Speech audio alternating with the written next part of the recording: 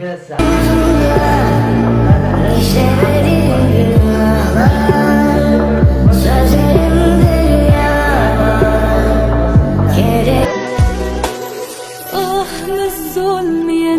يا أمي بقلبي حكي كتير ما بقدر أحكي لحدا.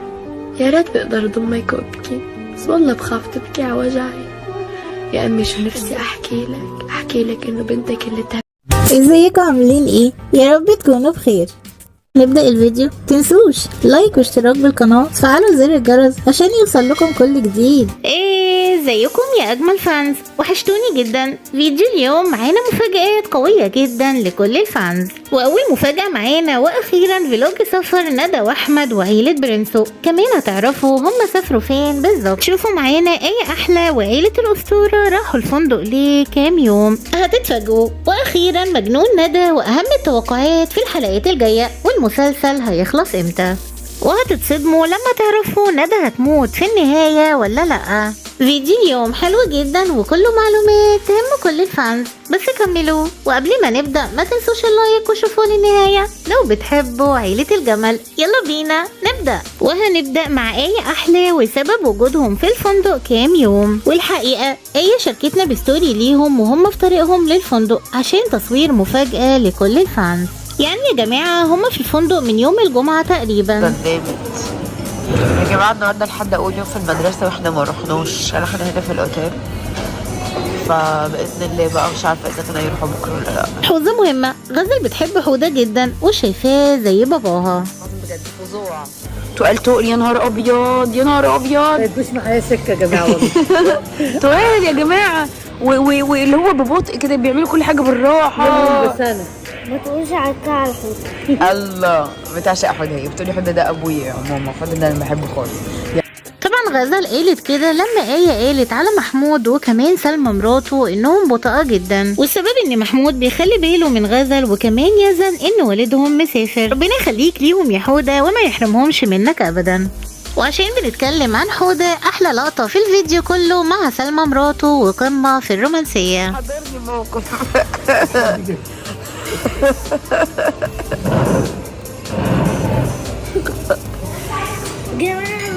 هتلاقيه.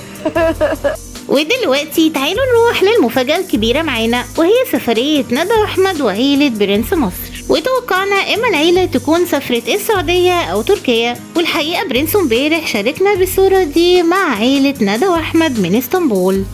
برنس قال فيها مش انا عيد ميلادي النهارده. في البدايه نحب نقول لبرنس كون كل سنه وانت طيب وعقبال مليون سنه. عاوزين كل فانز برنس مصر يقولوا لبرنسو كل سنه وانت طيب. طبعا يا جماعه الصوره دي كانت من اسطنبول، يعني السفره ممكن تكون من تركيا. مع فلوجات السفر فانتظروا ندى واحمد يشاركونا بفلوجات السفره الاخيره، واكيد احنا وكل الفانز متحمسين جدا ليها. ملحوظة مهمة جدا، عيلة ندى واحمد وبرنسو رجعوا بالسلامة دلوقتي. نحب نقول لهم الحمد لله على سلامتكم ومنتظرين فلوجات السفر. زي ما وعدناكم كل الجديد هتلاقوه معانا فانز برنس مصر، بس ما تنسوش توصلوا الفيديو ده لأكبر عدد من اللايكات وكمان تفعلوا زر الجرس. ودلوقتي واخيرا تعالوا نروح لمجنون ندى، المسلسل الجامد جدا في عيلة الجمل. ويا ترى ندى هتموت في النهاية اخته. النهارده كانت فرنسا هي بطلة الحلقة لانها طلعت صاحبة وحشة جدا وكمان قمة في الندالة، وكل اللي يهمها هي الفلوس. ومش بس كده، دي كمان باعت صاحبتها ب10,000 جنيه. انت لازم تتجوز ندى. 1000 جنيه يا جماعة كمية الحقد والكره الكبيرة جدا دي من فرنسا لندى. فرنسا عملت خطة شيطانية عشان تخرج ندى من البيت وودتها عند أحمد بإيديها. بجد يا جماعة كلنا قلبنا وجعنا جدا على ندى أول ما شفنا أحمد ماسك المسدس وهيضربها بيه. وبجد منك لله يا فرنسا حرقتي قلبنا على ندى. وده يعلمنا يا جماعة ما نثقش في أي حد بسهولة ولا نروح لبيت حد غريب. لأهم التوقعات اللي هتكون مفاجأة لكل الفانز، وهي أحمد هيعمل إيه في ندى. تتوقعوا معانا أحمد هيحبس ندى في الشقة وهيتجوزها بالعافية ولا هتموت في النهاية؟ وإخواته كمان مين اللي هيربيهم؟ يعني في النهاية ممكن تكون أم ندى مع أمنية القوة هيعيشوا معاهم. النهاية هتكون حزينة جدا طالما شفتوا أحمد بالشكل ده. بس ازاي ساب محمود وما خدش حقه منه؟ وكمان هيجي دور الانتقام من الكل. تعالوا بقى لحلقة اليوم اللي كلها صدمات وقلق كبير على ندى جلجل، وايه اللي هيعمله احمد فيها. زي ما قلنا لكم انه هيشيل ندى ذنب اللي حصل لاخته. احرام كانت مرعوبة جدا منه ومن المسدس، بس المسدس مش ليكي يا ندى، امال لمين يا احمد؟ خايفة من المسدس؟ ايوه خايفة طبعا، ومشيني من هنا، فكني والنبي فكني. المسدس ده مش ليكي. امال لمين؟ توقعوا معانا المسدس ده هيكون لمين؟ لمحمد خطيب ندى ولا محمود؟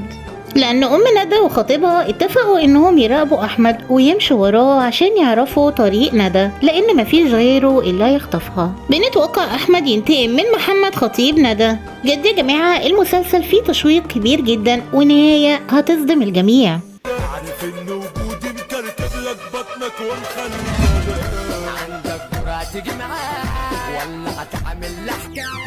لو مش جاهز جاهز نفسك وأنا أنزل لك. أنا فل الفل اوعى تخاف عليا، واقف على رجليا لسه بصحتي بوعد مهما تزقوني.